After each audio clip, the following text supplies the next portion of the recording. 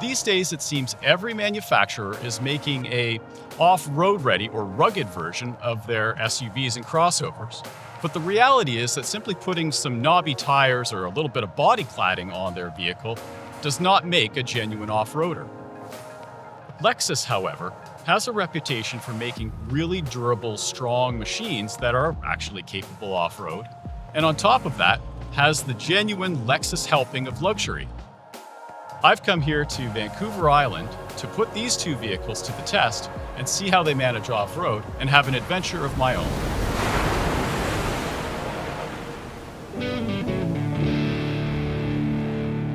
Last year, Lexus introduced the new GX550, and with it, the Overtrail trim. This year, it's added the Overtrail trim to the LX line, giving the brand two machines that should be decently capable for some off-road adventures. Both of these rigs are proper trucks. Their bodies are mounted atop a proper truck frame, and in fact, it's the same platform that's resized and reworked for a bunch of different Toyota trucks, including the Tundra, the Sequoia, the 4Runner, the Tacoma, and of course, the legendary Land Cruiser. Both trucks have the same 3.4-liter twin-turbo V6 and a 10-speed automatic transmission. Plus, they've got a full all-wheel drive system and have Torsen locking rear and center differentials. The LX actually has a front locking differential as well. This is all genuine off-road stuff. They've each got 33-inch Toyo all-terrain tires and some skid plates to protect the precious bits underneath. Where they get a little bit different is that the LX is the LX700H, and that H, of course, means that it's a hybrid. So it gets a little motor nestled between the engine and the transmission, and a big battery pack. It adds a lot of weight, but it also adds a lot of power. This model has 457 horsepower and 583 foot-pounds of torque, compared to the GX without the hybrid, that's 349 horsepower and 479 pound-feet of torque.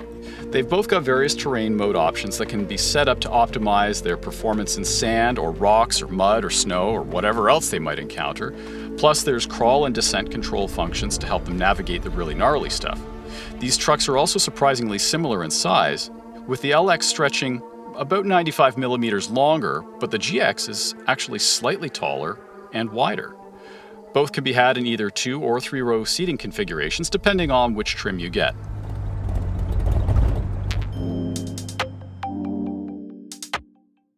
After several hours now of coming up the island, I've had a lot of opportunity to bounce back and forth between the two trucks, and there are some distinct pros and cons that are emerging for both.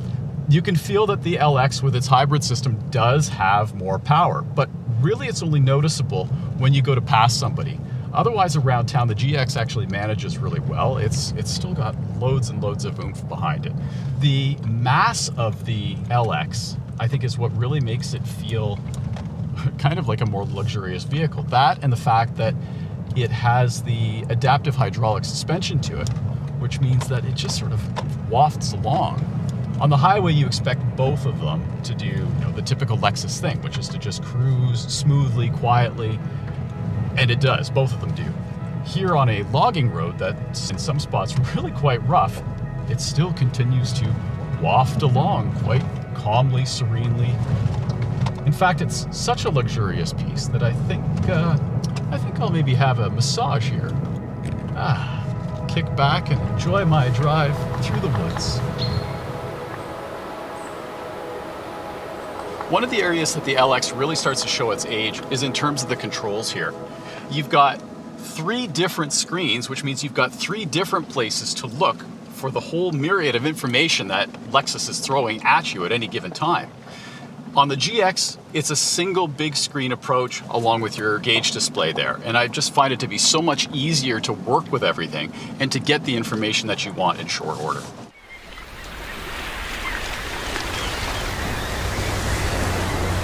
So this thing's managing really well in 4 low with the sand mode on, but I've got a spot up here where there's a bit of a dip, and on the far side it's really kind of soft. So I think this is a good opportunity to take advantage of this truck's multiple locking differentials. First I'm going to switch it into neutral, push the center diff button, and down here I've got a rear lock button and a front lock button. All seem to be activated now. Back into drive. And we're gonna tackle this spot up here that is really kind of soft and on an incline. So we want everything locked together to just sort of churn up. Let's see how it does. Ooh, it's soft. Okay, we're gonna take it nice and easy because it's a bit of a lip. I don't wanna bottom out. Yeah. Just churns right up like it's nothing. That's impressive. Coming up to a rocky spot here, and this is a great example here of when to use some of these features that the LX has. I'm gonna use the crawl mode that it's got, and what ends up happening is it's essentially like off-road cruise control. So I can go feet off and control it with a knob on the dash here. It helps you maintain a nice, easy, controlled speed, which is a good thing when you're bouncing over rocks, because if you get bouncing too high up and down, the down part really compresses your suspension, which means you lose ground clearance, which means you're going to hit the bottom. So this thing, in its nice, slow, steady way, is just crawling over these rocks. Jeez, this is so smooth, and it's like my feet are off the pedals. It's doing its own thing here, and it's doing it really, really well, really controlled. And the other great feature that we've got is using all the cameras around it. So in a tight spot, I can see what's on the right, the left, or if I'm on the right track, if I haven't got a spotter to help me out. We're almost at our destination here on the beach, and we've got this one last kind of significant obstacle to get through, and it's a really tight squeeze between some trees here, as well as an uphill climb. So we're gonna hear all the different warnings and klaxons and everything else giving us chimes, but hopefully between my eyes and the cameras, we can manage this thing without doing any damage to our very expensive truck. Slow and steady here. This is definitely the downside to having a full-size truck in a mid-sized world here.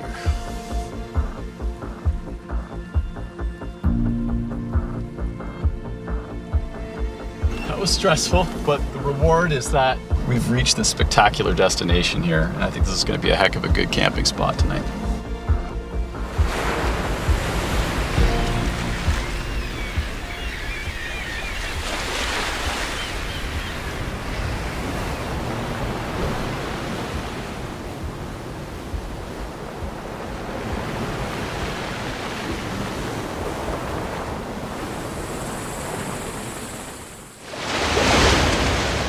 Any real adventure vehicle worth its salt has to have not only the space to get you and your companions to wherever it is that you're going, but it also has to have the room to carry your cargo. In this situation with the GX Overtrail, they have eliminated the third row seat to maximize the amount of cargo space that's available to you. However, because this is a shared platform, even when the rear seats are folded down, it's still compromised. You end up with this kind of two-level effect where the back of the seat is much higher, even when it's laid down, than the floor. And if you fold the seat all the way forward, it still doesn't afford you enough length in order to get your ground mat in there if you wanted to do some in-car sleeping. The one upside to the GX, at least in this Overtrail trim, is that you get the onboard compressor built into the back here. And it's a really great unit, a really powerful unit. It's great for inflating your ground mat, if that's what you want to do with it, but also for reinflating your tires if you've been doing some serious off-road work. So if the GX is that compromised for cargo space, it must mean then that the larger LX is going to be the better choice. But as you can see, with the third row up in the LX, you've got about enough space for a pair of woolly socks and not much else.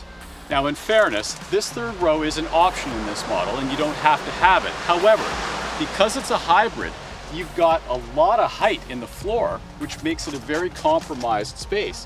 And even when the seats are all folded down, while they do go flat and you do have enough length, you've got these big gaps between the second and third row seats and the front row seats. So it's still a very compromised situation. They do give you this fancy little table though, to help even out the floor. Unfortunately, it just makes it a really high load floor. So if you're putting something heavy up here, you've got to lift it quite high. Not a great solution.